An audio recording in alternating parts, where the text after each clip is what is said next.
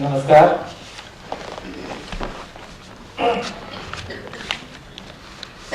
मनुष्यता और असहमति के कवि श्रीकांत वर्मा।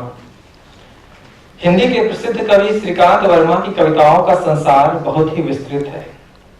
वे हमेशा मनुष्यता के पक्ष में रचने वाले सजग कवि हैं। उनकी कविताएं, कहानियां और उपन्यास उनके भीतर की हलचल और अंतर्द्वंद को पूरी सार्थकता के साथ अभिव्यक्त करता रहा है, लेकिन मैं यहाँ पर सिर्फ उनकी कविताओं पर बातचीत करूंगा। आजादी के पहले और बाद की परिस्थितियों के आलोक में उनकी कविताएं लगातार आम आदमी की पीड़ा, अमानवीयता, उनकी त्रासदी और शोषण के विरुद्ध अपनी बात कहती आई है। उनके 6 कविता संग्रह इस बात का पुख्ता प्रमाण है। प्रकृति, परिवेश और ग्रामीण जन जीवन केंद्रित भटका में कविता संग्रह के रचयिता कवि को आगे चलकर माया दर्पण और जलसा घर कविता संग्रह तक पहुंचते पहुंचते आखिर में लाउड बजाना पड़ता है, जिसका जिक्र विजय कुमार जी ने भी किया था। दरअसल यह दौर बहुत ही राजनीतिक और सामाजिक हलचलों भरा रहा है, जहां मनुष्यता लगातार लहूलुहान होती रही है। भारत और संसार के कई देश एक के बाद एक युद्धों के प्रभाव में रहा है। आतंक, असुरक्षा, अराजकता, विषाद और हताशा के माहौल में एक राजनीतिक एवं सामाजिक चेतना संपन्न कवि लगातार बर्बरता एवं समय की विडंबनाओं और विसंगतियों पर तीखा प्रहार करता चला जाता है। उनके अंदर का आक्रोश और निराशा बार बार कविताओं में चली जाती है। आजादी के बाद की परिस्थितियों से उत्पन्न खिन्नता और असमर्थता उनके अंदर जैसे हाहाकार मचाए हुए हैं। हालांकि उनके अंदर एक बेहतर समाज का स्वप्न भी साथ चलता है। वे उम्मीद का दामन कभी नहीं छोड़ते। श्रीकांत वर्मा एक जगह लिखते हैं, मेरी कविताएं भी तो स्वप्न और स्वप्न भंग का एक अजीबोगरीब, एक नाटकीय, एक जादुई मिलन है। ऐसा होता नहीं, पर है, क्या कहूं। मनुष्यता विरोधी समय में कवि के शब्दों में तल्खी का आना स्वाभाविक भी है। यही कारण है कि श्रीकांत वर्मा की राजनीतिक कविताएं पढ़ते हुए कई बार मुक्तिबोध और धूमिल याद आते हैं। एक मुर्दे का बयान कविता की कुछ पंक्तियां मैं उद्धृत करता हूं। मैं एक बिल्ली की शक्ल में छिपा हुआ चूहा हूं, औरों को टोहता हुआ अपनों से डरा हुआ बैठा हूं। मैं अपने को टटोल कह सकता हूं दावे के साथ, मैं गलत समय की कविताएं लिखता हुआ एक बासी दुनिया में मर गया। श्रीकांत वर्मा इस अर्थ में भी एक विशेष कवि के रूप में हमारे सामने आते हैं कि वे सत्ता पक्ष के महत्वपूर्ण सदस्य होते हुए भी व्यवस्था के खिलाफ अपनी रचनाओं में आवाज उठाते रहे। अपने समय के प्रश्नों से जूझता हुआ कवि कविता में उन प्रश्नों के साथ बार बार लौटता है। उनके भीतर का अंतर्द्वंद कविता का अंतर्द्वंद बन हमारे सामने आता है। जीवन के प्रश्न कविता के प्रश्न बन जाते हैं। कविता और राजनीति शीर्षक निबंध में श्रीकांत वर्मा स्वयं कहते हैं, हर युग कविता से स्पष्टीकरण मांगता है और कविता हर युग के प्रश्नों और शंकाओं से जूझती हुई दरअसल केवल अपने ही प्रश्नों से जूझती है। श्रीकांत वर्मा की कविताएं भी ऐसी तमाम प्रश्नों से जूझती हुई नजर आती है। कविता का अपना एक प्रतिपक्ष होता है। कविता का प्रतिपक्ष में होना उसकी नियति भी है और इसलिए वह व्यवस्था के मानव विरोधी आचरणों के विरुद्ध बार बार टकराती है। ऐसा करते हुए वह खुद से भी टकराती है। चाहता तो बच सकता था, मगर कैसे बच सकता था? जो बचेगा कैसे रचेगा? हवन शीर्षक कविता की एक पंक्तियां अपने आप में एक दर्शन और महत्वपूर्ण विचार को समेटे हुए है। रचने के लिए अपना सब कुछ होम करना होता है। जब मनुष्यता के ऊपर तमाम तरह के खतरे विद्यमान हो, लोकतांत्रिक मूल्यों पर लगातार प्रहार किया जा रहा हो, आम आदमी अराजकता, शोषण, दमन और भ्रष्टाचार से बुरी तरह त्रस्त हो, एक रचनाकार को हर तरह के खतरे स्वयं उठाने के लिए तैयार रहना पड़ता है। मुक्तिबोध ने भी अंधेरे में शीर्षक कविता में लिखा था, अब अभिव्यक्ति के सारे खतरे उठाने ही होंगे, तोड़ने ही होंगे मठ और गढ़ सब। वर्तमान संदर्भ में भी अगर हम देखें तो दोनों कवियों की पंक्तियां आज हमें प्रासंगिक लगती हैं। आज जबकि ईमानदारी से काम करने वाले लोगों पर तरह तरह के प्रतिबंध लगाए जा रहे हैं, उसे दमन का शिकार होना पड़ रहा है। इसके लिए उसे कभी कभी भारी कीमत चुकानी होती है। वह सत्ता और व्यवस्था की आंखों की किरकिरी बनता है। ऐसे समय में दोस्त, साथी और परिवार वाले तक साथ छोड़ जाते हैं। वह धीरे धीरे अकेला पड़ता जाता है। एक सच्चा रचनाकार फिर भी कभी नहीं झुकता।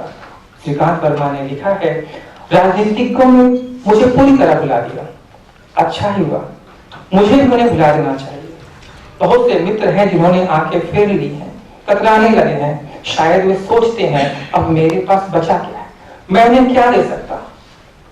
और यह सच है, मैं उन्हें कुछ नहीं दे सकता, मगर मगर कोई मुझसे मेरा सत्य नहीं छीन सकता। मेरी कलम नहीं छीन सकता। यह कलम जिसे मैंने राजनीति के धूल धक्कड़ के बीच भी हिफाजत से रखा है, हर हालत में लिखता रहा। वरिष्ठ कवि अशोक वाजपेयी जी एक किताब की भूमिका में श्रीकांत वर्मा की कुछ महत्वपूर्ण पंक्तियों को उद्धृत करते हुए लिखते हैं, श्रीकांत वर्मा अपने समय के शायद सबसे नाराज कवि थे। वे इस पर पूरी निर्ममता और बेबाकी से इसरार करते थे कि जो मुझसे नहीं हुआ वो मेरा संसार नहीं। वे शिद्दत से महसूस करते थे कि मेरे चारों ओर हत्यारे हैं। उन्हें स्वीकार करने में भी कभी संकोच नहीं हुआ। मेरी रचनाओं में वसंत कभी नहीं आया। उनमें ग्लानि है, संताप है, दुख है, पीड़ा है, भय है, सिनिसिज्म है, मृत्यु है। श्रीकांत वर्मा की कविताओं को पढ़ते हुए ये विचार हमें बिल्कुल सटीक जान पड़ते हैं एवं अपने समय को लेकर एक कवि के अंदर फैली गहरी नाराजगी, अकुलाहट, चिंता और बेचैनी से हम रूबरू होते हैं। माया दर्पण शीर्षक उनकी चर्चित कविता की पंक्तियां देखिए। सारे संसार की सभ्यताएं दिन गिन रही हैं, क्या मैं भी दिन गिनूं? अपने निरानंद में रेत और भार और लीद रहे गधे से मैं पूछ कर आगे बढ़ जाता हूं, मगर खबरदार मुझे कभी मत कहो, मैं बकता नहीं हूं कविताएं, इजाद करता हूं गाली, फिर उसे गुदगुदाता हूं। आखिर एक कवि को अपनी कविता को गाली की तरह इस्तेमाल करने की नौबत क्यों आई? यह सबके लिए एक विचारणीय प्रश्न है। आधुनिक भारतीय लेखन का संकट शीर्षक निबंध में श्रीकांत वर्मा लिखते हैं, आधुनिक कवि की निगाह में अतीत बहुत प्रासंगिक नहीं है, जबकि भविष्य केवल एक मुहावरा है। उसके सामने एक दहशत भरी दुनिया है जिसमें भूख, गरीबी, अकाल, मृत्यु, भय, असुरक्षा और युद्ध है। इसके चारों ओर मध्ययुगीन मूल्यों का मकबरा है। वह अकेला और निहत्था है और अपनी घबराहट में हाँफ रहा है। श्रीकांत वर्मा एक साथ भीतरी और बाहरी लड़ाई लड़ रहे थे। उनके जीवन की असफलताएं और उनका आत्मसंघर्ष उनकी कविता में दर्ज हो रहा था। वे लिखते हैं, कोई भी जगह नहीं रही रहने के लायक, न मैं आत्महत्या कर सकता हूं, न औरों का खून। मगर कविता का प्रकाशन उनके साहित्यिक जीवन का एक महत्वपूर्ण मोड़ साबित हुआ। यह संग्रह उनके पिछले कविता संग्रह के बाद एक लंबे अंतराल के बाद आया था। वह भी तब जब अधिकतर ने उन्हें लगभग चुका हुआ मान लिया था। इस संग्रह का प्रकाशन कविता जगत में उस वक्त की एक उल्लेखनीय घटना के रूप में दर्ज हुआ था। मगध की कविताओं में बिंबों, प्रतीकों और संकेतों के माध्यम से इतिहास की विभिन्न घटनाओं, स्थलों एवं चरित्रों को वर्तमान के साथ जोड़ने का प्रयास किया गया है। संग्रह की कविताओं से गुजरते हुए इसमें वर्णित ऐतिहासिक पात्रों और घटनाओं से हम आसानी से जुड़ जाते हैं। यथार्थ और फैंटेसी यहाँ एक दूसरे में आवाजाही करती हुई जान पड़ती है। मगध की कविताएं दरअसल मानवीय संकटों, सफलताओं और विडंबनाओं की मर्मस्पर्शी कथाएं हैं। मगध इसमें भले ही केंद्रीय विषय है, पर इस संग्रह की कविताएं पूरे देश की वर्तमान सामाजिक एवं राजनीतिक घटनाओं और संदर्भों तक अपनी पहुंच बनाए हुए हैं। व्यंग और वक्रोक्ति का सहारा लेते हुए कवि जैसे मानवीय त्रासदी की जीवंत गाथा रच रहा है। डॉक्टर विश्वनाथ प्रसाद तिवारी लिखते हैं, राज व्यवस्था पर इतना गहरा व्यंग, शालीन और गंभीर व्यंग, शांत समुद्र के भीतरी उद्वेलन जैसा व्यंग कम मिलेगा। अतीत के महत्वपूर्ण स्थानों और व्यक्तियों का समकालीन राजनीति की विडंबना को उजागर करने के लिए इतना कुशल सांकेतिक इस्तेमाल कम हुआ है। 2500 वर्ष पूर्व के गणराज्यों में आज के लोकतंत्र की झांकी सचमुच एक भयावह कल्पना है। मगध शीर्षक कविता की निम्न पंक्तियां यहाँ द्रष्टव्य है। बंधुओं, यह वह मगध नहीं तुमने जिसे पढ़ा है किताबों में, यह वह मगध है जिसे तुम मेरी तरह गंवा चुके हो। ये पंक्तियां तत्कालीन भारत की उस त्रासदी की ओर इशारा करता है जहां लोग खुद को ठगा हुआ महसूस कर रहा है। कौशल गणराज्य शीर्षक कविता में वे लिखते हैं, कौशल मेरी कल्पना में एक गणराज्य है। कौशल में प्रजा सुखी नहीं है क्योंकि कौशल सिर्फ कल्पना में गणराज्य है। इन 3 पंक्तियों में जैसे आजादी के बाद के स्वप्न भंग की पूरी गाथा लिख दी गई है। जिस आजाद देश की कल्पना देशवासियों ने की थी, आजादी के बाद भी वह जैसे सिर्फ कल्पना ही बनकर रह गई है। व्यवस्था के निकम्मापन ने देश को किस जगह पहुंचाया है, इसका संकेत तीसरा रास्ता शीर्षक कविता की निम्न पंक्तियों में हम देख सकते हैं। मगध में शोर है, मगध में शासक नहीं रहे, जो थे वे मदिरा, प्रसाद और आलस्य के कारण इस लायक नहीं रहे कि उन्हें हम मगध का शासक कह सके।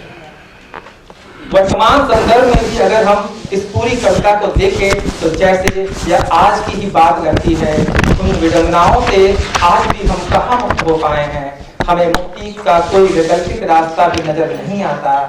अशोक वाजपेयी जी ने एक जगह और लिखा है, आज श्रीकांत वर्मा के पास जाने का मतलब अपने एक ऐसे पुरखे की परछी में जाना है जिसने गहरे पैशन और गहरी अंतर्दृष्टि के साथ सच्चाई को दर्ज किया था और जो आज भी हमें अपनी बढ़ती व्यर्थता के बीच कुछ मानवीय और संभव सोच पाने की शक्ति दे सकता है। इस निहत्थे करते जाते समय में ऐसी कविता हमें साहस का कवच दे सकती है। श्रीकांत वर्मा की कविता पर यह एक महत्वपूर्ण टिप्पणी है।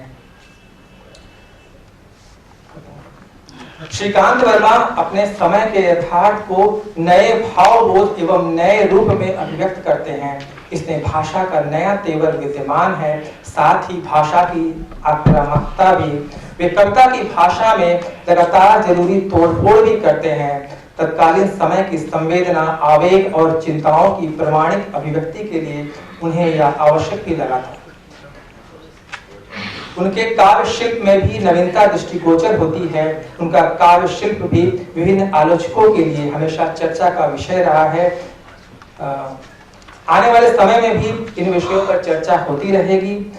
श्रीकांत वर्मा की कविताओं के संसार से गुजरते हुए हम यह निसंदेह कर सकते हैं वे मनुष्यता और असहमति के बड़े कवि हैं। धन्यवाद।